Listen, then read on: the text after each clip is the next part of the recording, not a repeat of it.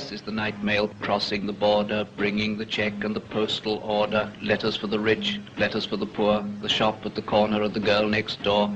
Pulling up beat took a steady climb, the gradient's against her but she's on time.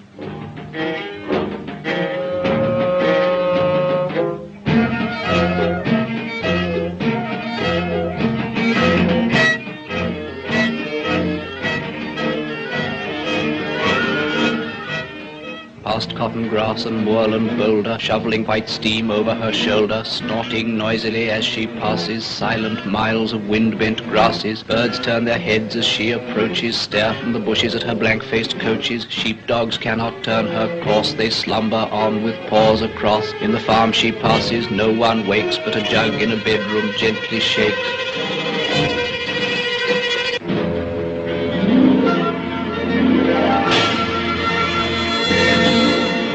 Dawn freshens.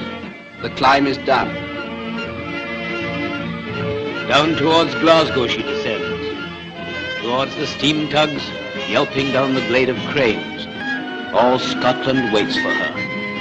In the dark glens, beside the pale green sea lochs, men long for news. Letters of thanks, letters from banks, letters of joy from the girl and the boy, receipted bills and invitations to inspect new stock or to visit relations, and applications for situations and timid lovers, declarations and gossip from all the nations, news circumstantial, news financial, letters with holiday snaps to enlarge in, letters with faces scrawled in the margin, letters from uncles, cousins and aunts, letters to Scotland from the south of France, letters of condolence to Highlands and Lowlands, notes from overseas to Hebrides, written on paper of every hue, the pink, the barnet, the white and the blue, the chatty, the catty, the boring, adoring, the cold and official, all the hearts outpouring, clever, stupid, short and long, the typed and the printed and the spelt all wrong.